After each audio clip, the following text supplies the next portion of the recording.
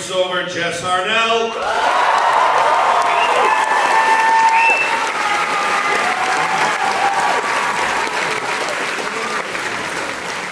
Last but not least, it wouldn't be complete if we didn't bring out something to look at, right? The beauty of the panel, Gray Delisle.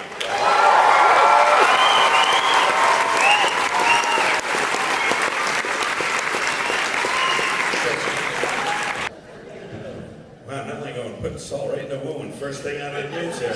Well, all right. No, in Canada it's pronounced Google. All right. A lot of audience participation, so if you hear the cues, make sure you're jumping in, all right? All right, first thing. Yeah. Oh, hopefully you guys are participating all along. All right, first scene. We're going to start right when Marty goes back in time. He's in the DeLorean. He's already gone back. That's where we're picking it up. First scene, we're going to start. We're going to come right after you guys. We're going to have it narrated by Daphne Gray from Scooby-Doo. Jeepers, all right, I'll do it. I'll give it a shot. We're going to bring, how about Marty as Bill Cosby? Too soon. Too soon. He offered me a cappuccino backstage, and I'm feeling a little busy.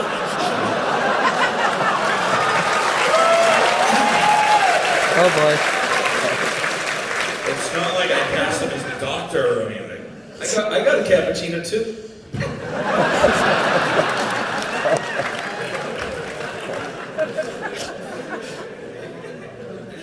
All right. I told you, it's like herding cats up there. And it's dark brown. Hey, Phil, how about Snoop Dogg? He is a doctor. Yes. He's with prescriptions. All right. Whenever you guys are ready, we're picking right up page 1. Okay, and that's okay. A sleek stainless steel DeLorean sports car. It's been modified, and Marty skateboards over, totally blown away by the car. Jeez, Doc! This is a DeLorean, what the hell did you do to it? Grab the camera and start taping, Marty. I'm gonna explain as we go.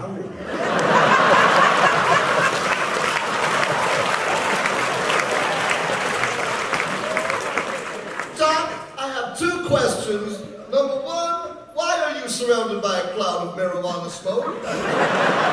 And number 2, what is with the Devo suit? Brown lifts open the driver's side gullwing door. Come on, Einstein, get up in here, dog.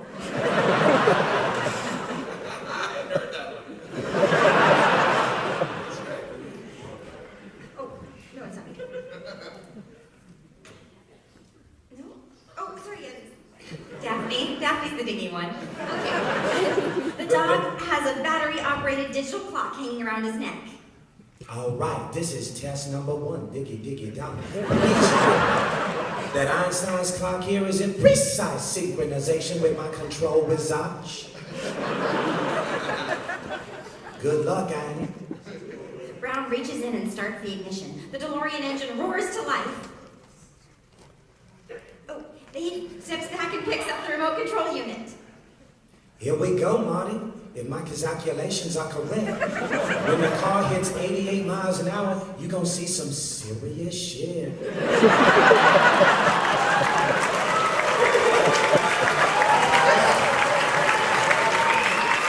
That's actually in the movie. The movie has a remarkable amount of profanity in it, as I learned when I showed it to my 8-year-old. Brown takes a deep breath, then pushes the accelerator button. The DeLorean takes off, straight out of 1985. Sorry, that was a straight out of Compton joke, but it didn't go over. And then the speedometer hits 85, 86, 87, 88. The automobile is suddenly engulfed by a blinding white glow. Why it gotta be a white glove?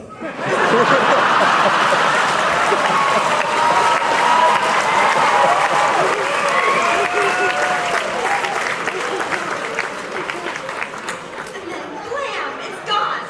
A trail of fire left in its wake. What did I tell you? 88 miles per hour. Temporal displacement occurred at exactly 1:02 in the AM and 0 seconds.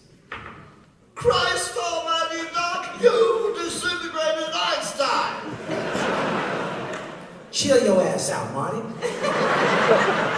I ain't disintegrate none. The molecular structure of both Einstein and the car are completely intact. Then where the hell are they, man? Because I don't see them.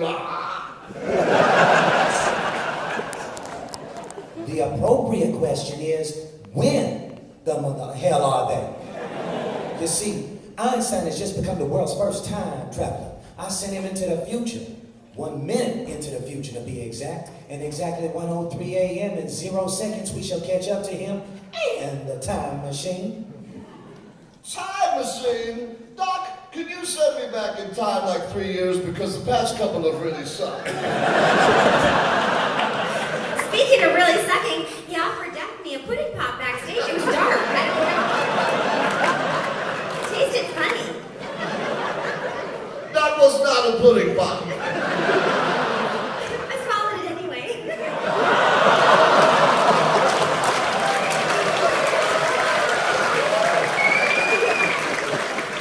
Doc, are you trying to tell me that you built a time machine out of a DeLorean? Yo, man, the way I figure, if you gonna build a time machine into a car, you got to do it with some style.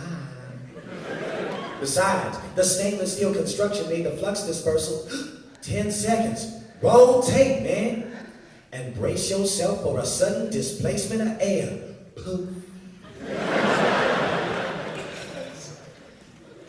5, 4, 3. Wait, where was I? 2, 1. Suddenly, the DeLorean reappears right where it vanished, still going 88 miles per hour. Brown hits the brake button. And scene. Marty, we're going to have Jeremy in here as Batman, as Marty. Sick. And as Doc Brown, The one guy in the crowd knows what's gonna happen. Nolan was the Penguin. So we're going to have the Penguin as Doc Brown. All right, whenever you guys are ready. Ready when you are. Brown approaches cautiously and reaches for the door handle. Meow, he touches it and recoils in pain. Is it hot? No, stupid, it's cold. Damn cold. Brown raises the driver's side door and compares his watch with Einstein's. And then... I know. Go get my hands up my pants, love. My news sounds really good down there. Exactly 1 minute difference, and still ticking. Hell, I've done all right. Good. Good boy, honey. Poor kid. Now we can understand him. It's a learning disability. He was dropped on his head. I blame Alfred. He's fine. He's completely unaware that anything happened. As far as he's concerned, the trip was instantaneous. That's why his watch is a minute behind mine. He skipped over that minute to instantly arrive at this moment in time. Yada, yada, yada. You get the idea. First, you turn the time circuits on. Here we go. This is called Penguin Exposition. First, you turn the time circuits on. This readout tells you where you're going. This one tells you where you are. And this one tells you where you were. You input your destination time on this keypad. If you want to go to the bathroom, now would be a good time. Want to see the sign of the Declaration of Independence? Christ, am I the only one in this? Or witness the birth of Christ. Here's a red letter date in history of science, March 19, 1955. He pauses, realizing something, as if something suddenly makes sense to him. Yeah, of course. March 19, 1955. What happened there?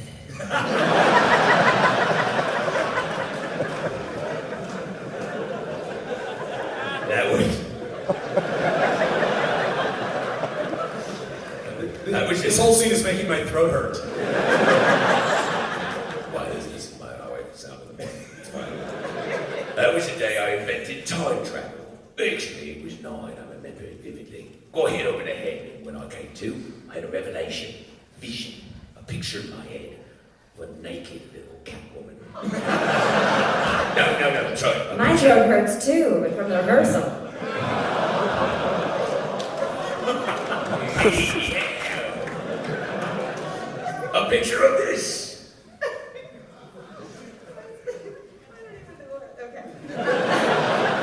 Brown points to a particular centerpiece unit mounted inside the DeLorean. I've been inside DeLorean. This is what makes time travel possible. The TFC. Well, now you come down to TFC, you're gonna get a meal that you. I like the gravy bowl. Temporal field capacitor. Temporal field capacitor, huh? How'd you get paid?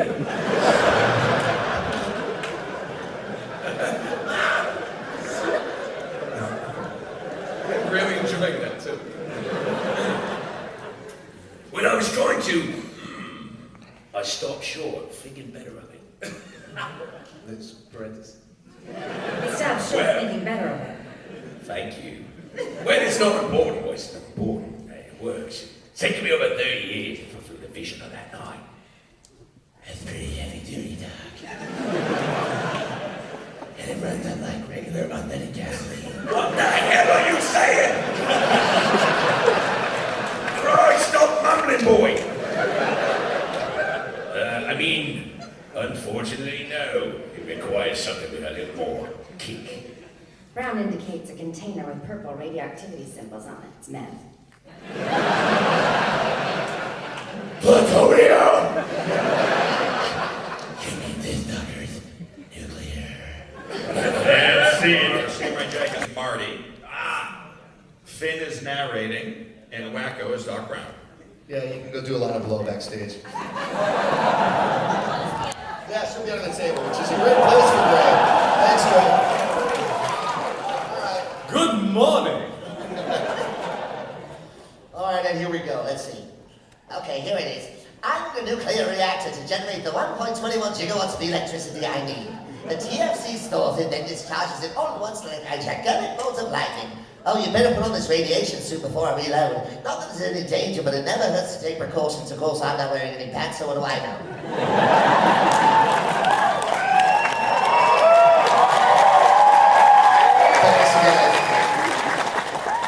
Hold the phone, Doc. Plutonium is illegal. Did you rip it off? No, but I'm suddenly in the mood for tempura. No, of course not. Here, let me help you with that. Put your hood up, Marty, while I reload, and keep Einstein covered too. Oh, I'm narrating. Awesome. Brown opens the container and removes a clear cylinder with a plutonium rod. He then steps over to the DeLorean and places it into the reactor. It's safe now. Everything is lead-lined. Oh, I mustn't forget my luggage. Who knows if they'll have cotton underwear in the future? Of course, again, I'm not wearing any pants, so why do I need underwear? I'm allergic to all synthetics. The future. The future that is cool.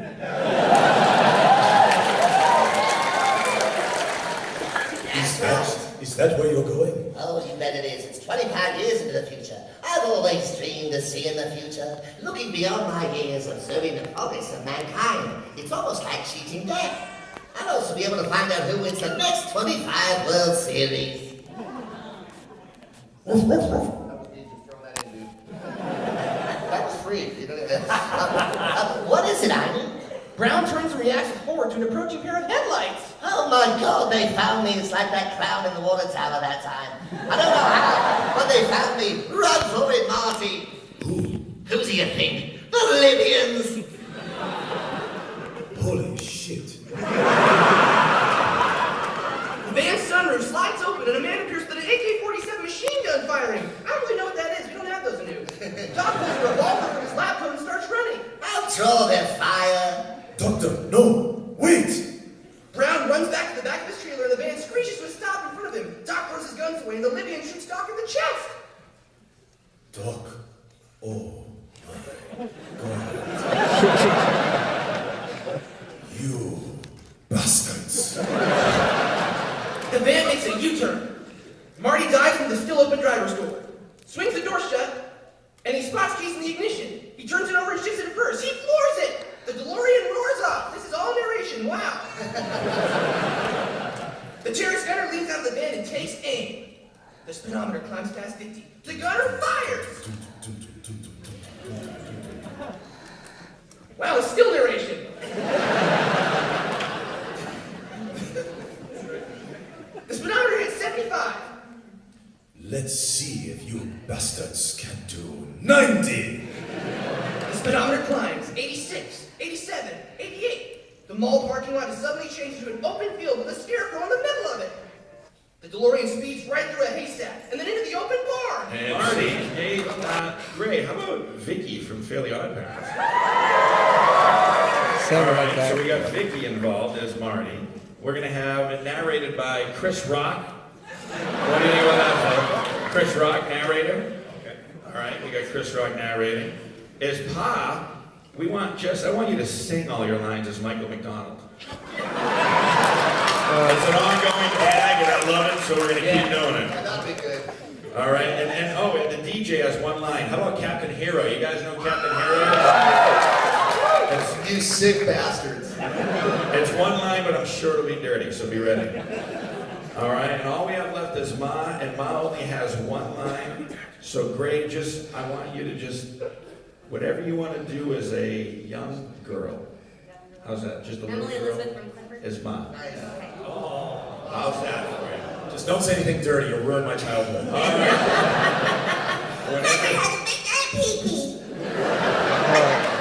Whenever you guys are ready. The stainless steel vehicle looks like a spaceship.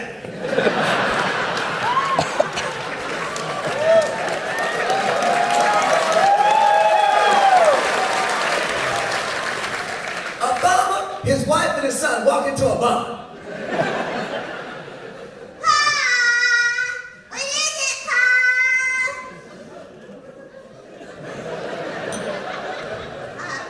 It looks like an airplane.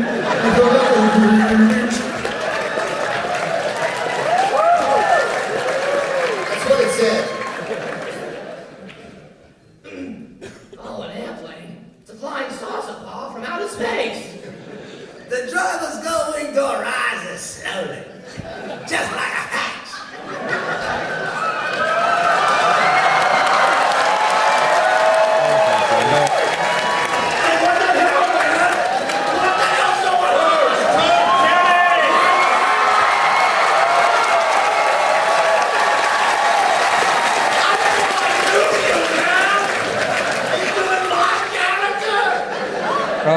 You have really changed, man. You have really changed. Hey, look, red on the switch? Yeah.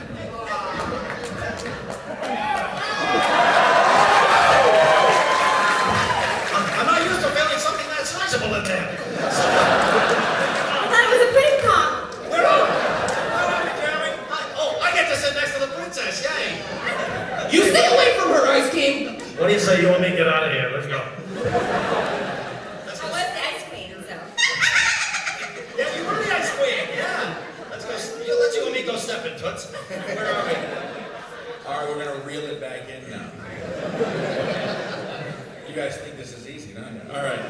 Let's pick up right. Jess just sang, right? Okay, so let's start with the going door. Back with Chris Rock. Unless you guys want to hear the real Ice King do that line. No, they have no interest. Okay, it was kind of cool when he first showed up, and now we're bored. All right, and back to Phil. Go ahead. From Sherman? Okay, this is a cold read. Airplane, it's a flying saucer, Pa, from outer space. That's some crazy wrist yo. The driver's going door raises slowly, just like a hatch. Now, Marty steps out, dazed, high as a kite. He in a radiation suit, and the hood is down, so you can't see his face. Ma screams, and then she faints.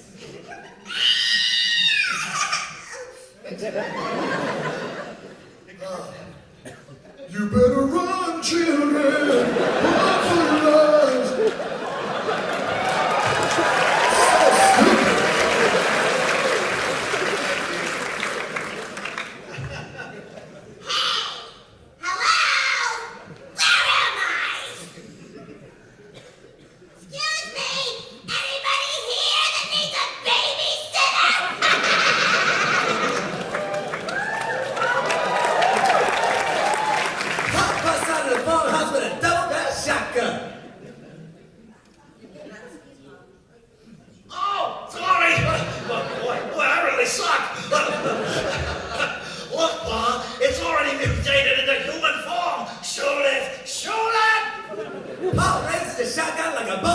Department of Finance.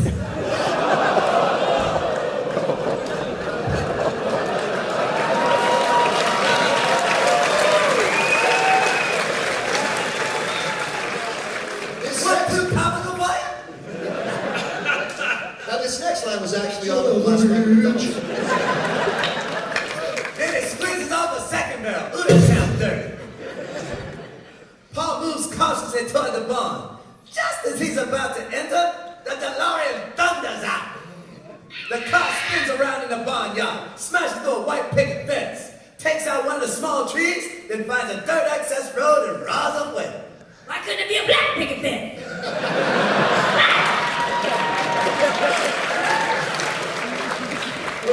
You space bastard! You killed one of my pirates!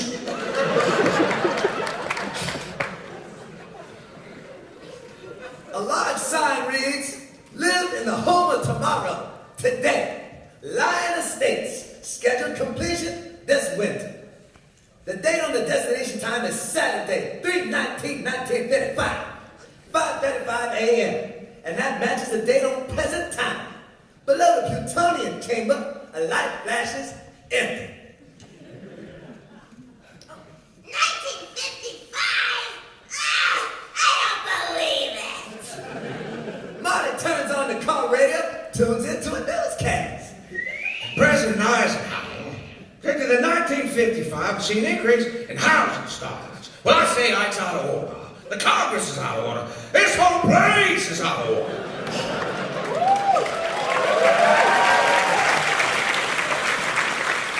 Eisenhower, what's going on? It must be fairies! Marty spots a page of a discarded newspaper. He gets out of his car and picks it up. The date is March 18th, 1955. Maybe he'll figure it out now. This is definitely not my day. Marty's about to turn off the car when he hears a radio DJ from the car radio. Inside the car, on the radio. Hello, this is Captain Hero. And now, one of the top records of the week, I like to call it a 12-year-old girl and a donkey. Marty turns up the volume because he want to hear this. Papa Loves Mambo by Perry Como starts to play. This is not a good year. We're gonna do one scene with SpongeBob and then he's gotta go. All right, so let's go fast because we know he has to go. Who the hell am I, still Sherman? All right, SpongeBob is gonna be Marty. Marty! Yes. Okay. As he should have been all along. We're gonna do. How about George is Mandy Gray from the Grim Adventures? Okay. We're gonna have Lou is Deadpool. All right. All right. Biff, Jess has got to be Cartman. Oh, okay. Cartman is going to be here as Biff. And then we got, let's see, we had, oh, you know what?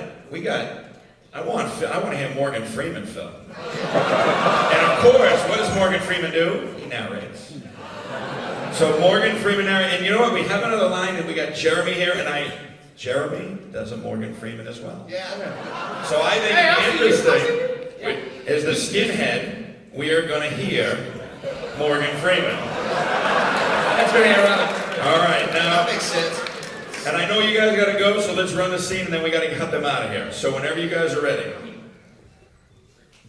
The town square is immediately recognizable because the courthouse clock tower is now working.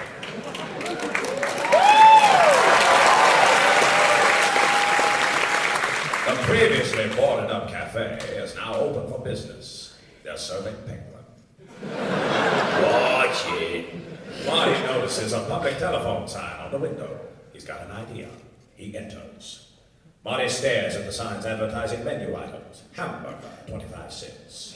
Ham and cheese, 30 cents. Chocolate sundae, 15 cents. A sign over the cigarette display says all brands, 20 cents. Lou, the counterman, spots Marty. Hey, stupid. You looking for something, kid? The telephone?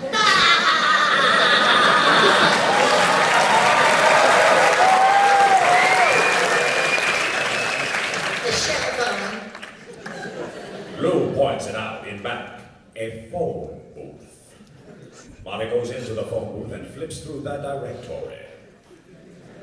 Marty's finger comes to rest at Brown, Emmett L., scientist, 1640 Riverside Drive, Hillside, 34385.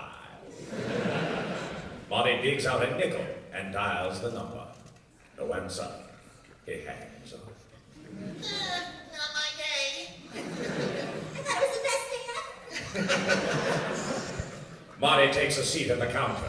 A nerdy-looking kid is seated nearby. This is Andy Dufresne.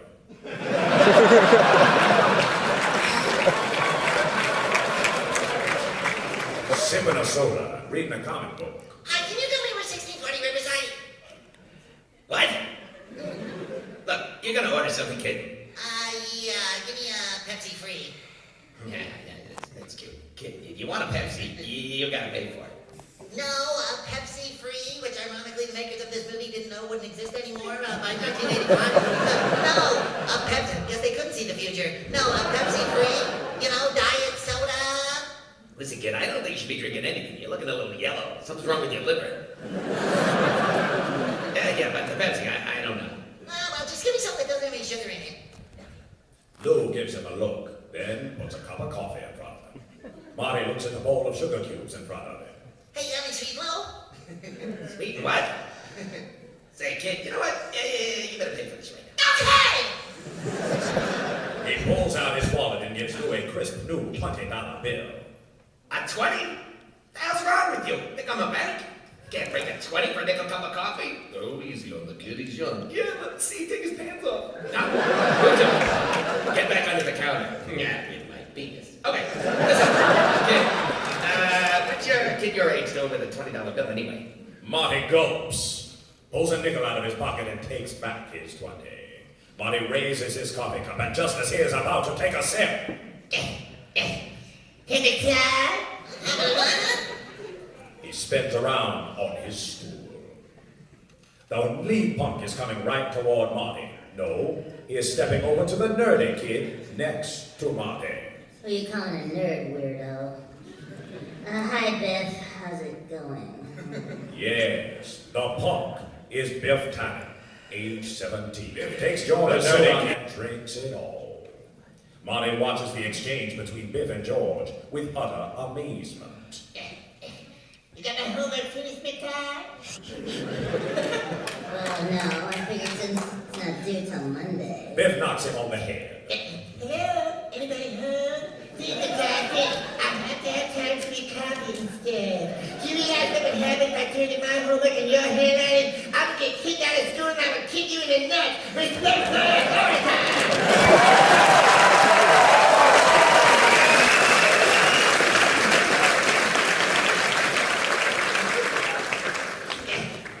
What are you looking at, dipshit? I hate you, Jimmy.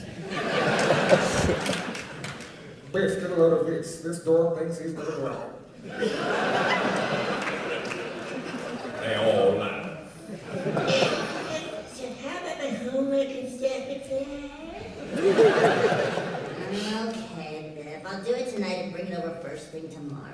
Not too early, fellas. Anything on Sundays because on Saturday night I binge on cheesy pills. Oh, he was your shoe is untied.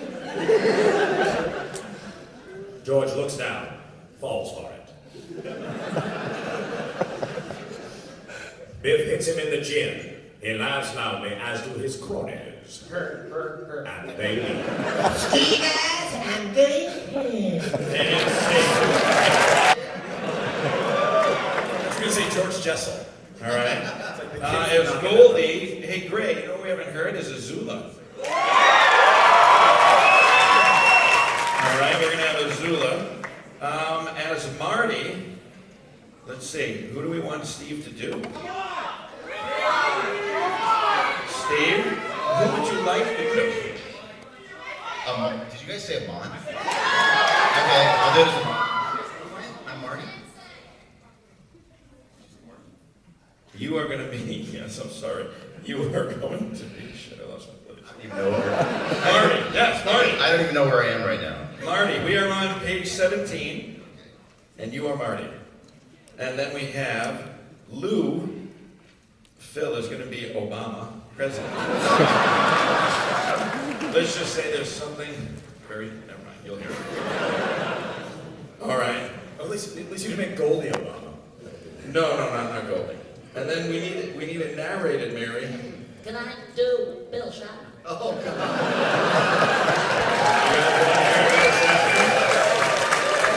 By the way, you guys, true story. William Shatner lives 2 doors down from me, and he picks up Gene Simmons from Kiss. I'm totally serious. I'll tell you all about it later. All right, we're gonna go with Shatner. You're ready. We're not All right, whenever you're ready. Marty, still in disbelief. Turns to George and says, take off your pants. I can't believe I'm on stage with you. Oh! I don't believe it. You're George McFly. Wow, yeah, I guess. Your birthday's August 18th, and your mother's name is Sylvia. Wow, hold the phone. You're freaking me out. Did you know I've had your father's watch up my ass for 25 years?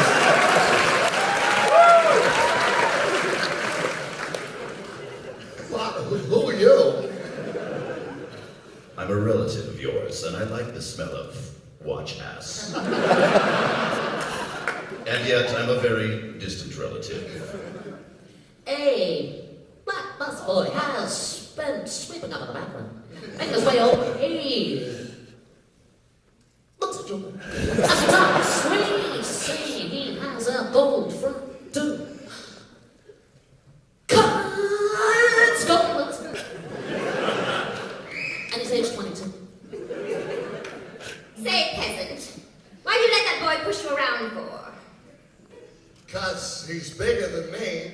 See, I got a fever. And the only cure is more cowbell.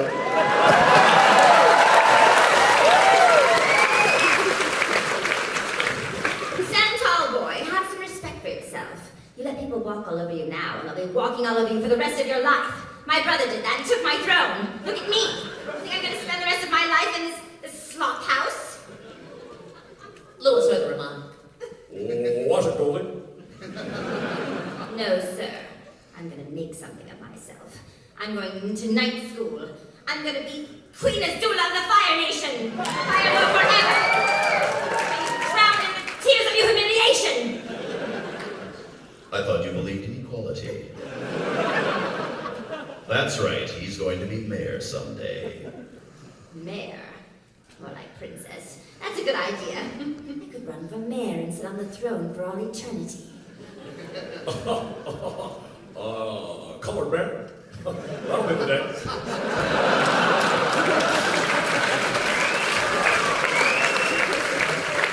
You wait and see, Mr. Carruthers. I'm going to be mayor. You were never even a player. Why don't you just keep sleeping, Goldie?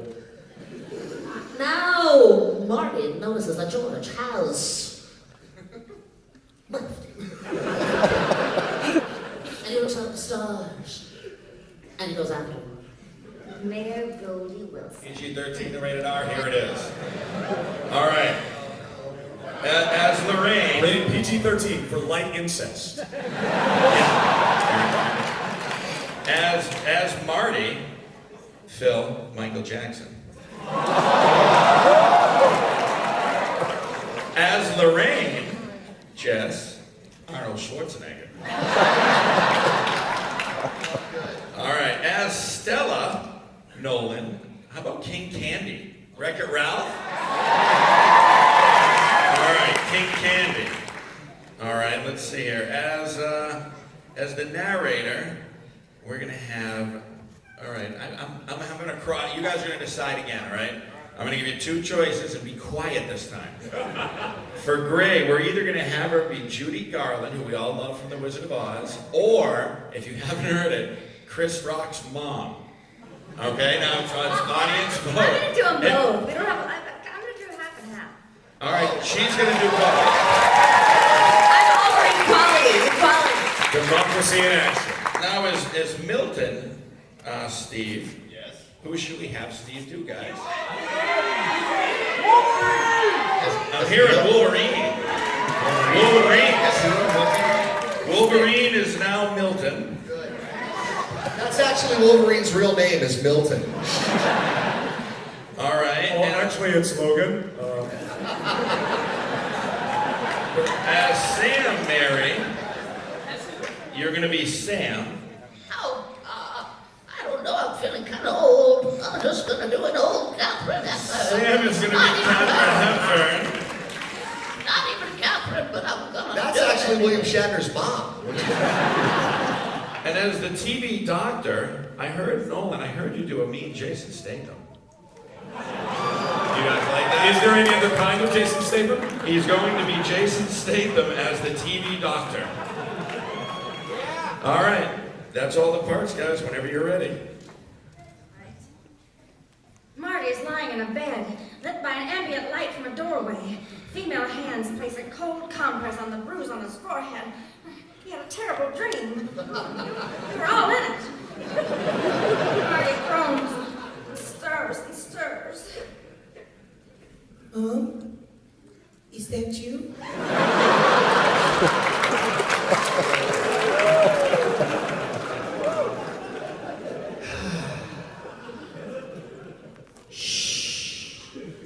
Everything is going to be all right, little boy.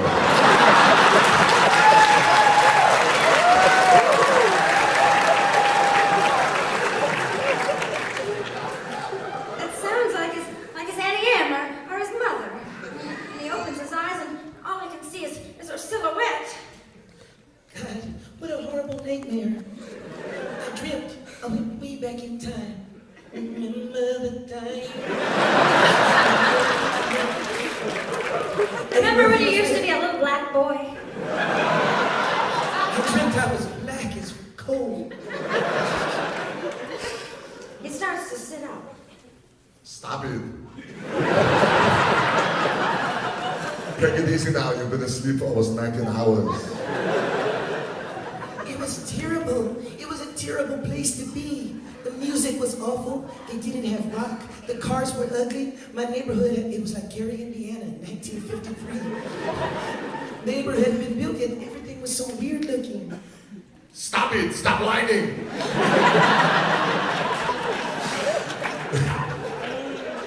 Don't worry about it. You're safe and sound where you belong in good old 1955. 1955? She turns on the bedside lamp. It's the same girl George was spying on, and Marty recognizes her just as we do. Oh my God. You're my.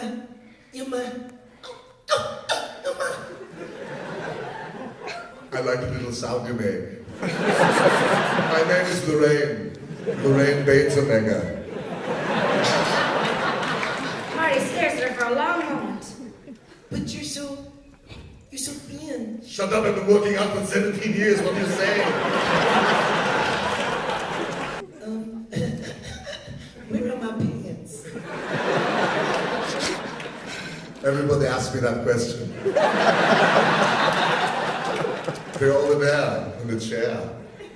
I've never seen this red underwear, Calvin. Marty covers himself up. Calvin, why are you calling me that? Because it's your name, Calvin Klein. It is really underwear. It was too easy, I had to say it. She gently strokes his bruised forehead and then runs a hand through his hair. Marty moves even further and falls off the bed. Oh, Lorraine, are you up there? We hear footsteps coming up the stairs. My favorite line, it's my mother, put your pants back on. I can't heal from this. Marty takes a seat at the dinner table next to Lorraine, and Miss Stella Baines, 40 and pregnant, makes the introductions to the kids. Oh, so this is a new scene. We're in a dining room now. I get it. Oh, and that's Milton, and that's Sally. Over there, that's Toby. And next to you, they're in the playpen of little Joey. He's not a kangaroo.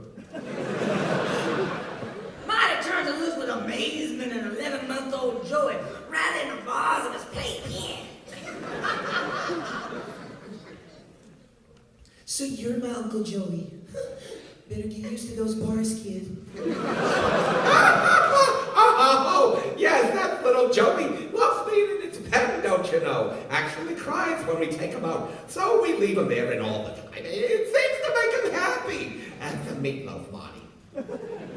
This is like the same meatloaf we had for dinner in 1985. In fact, the whole dinner's the same. Sam, would you quit fiddling with that thing and come in here and eat? Melton, don't eat so fast. Lorraine, you're not eating enough. You had some mashed potatoes. Mom, I told you I'm on the Atkins diet. I don't do carbohydrates. I don't want the protein in the shakes. Protein powder. Stop it. Sweetie, why is your forehead so big? Now, girl, Sam made 45 rolls in a brand new television set on a plywood dolly of his own construction. Oh, look at this. It rolls like my teeth. Now we can watch Daddy Gleason while we eat. Oh, bub.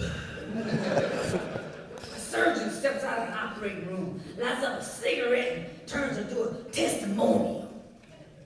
You know, after facing the tension of doing 3 lung operations in a row. What are you laughing at?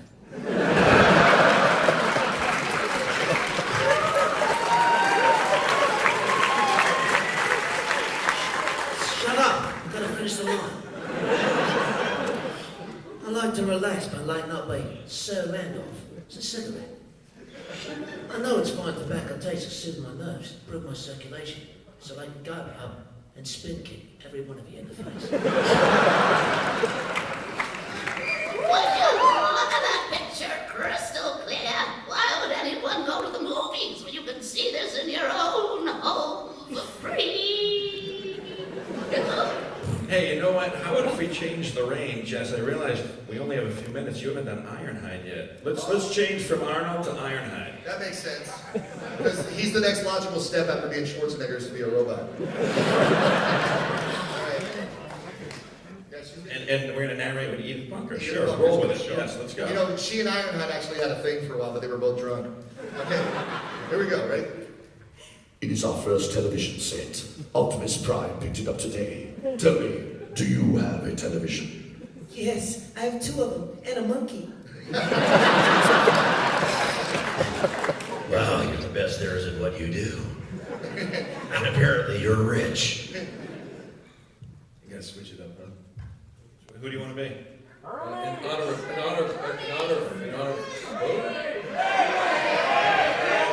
All right, well, that's just this voice. Just mine. It's kind of boring, but all right.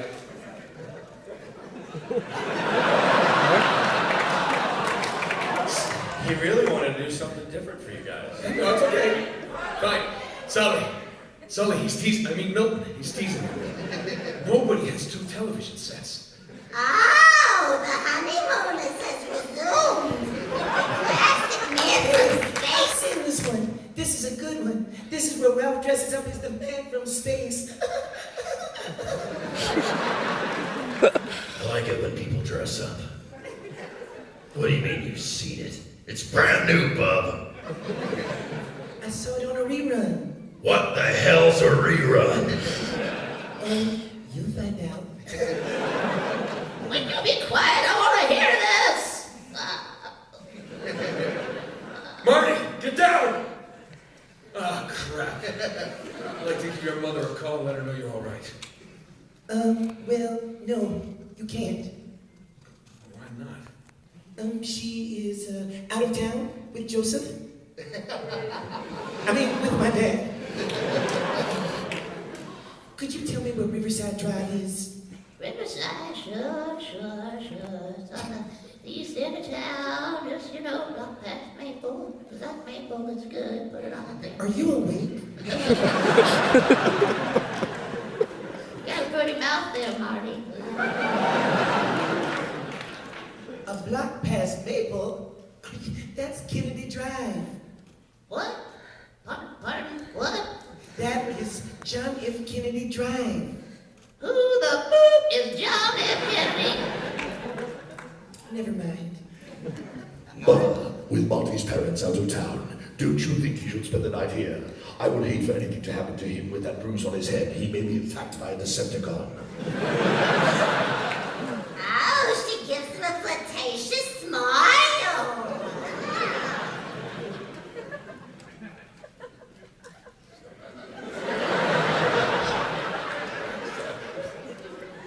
I'm just kidding.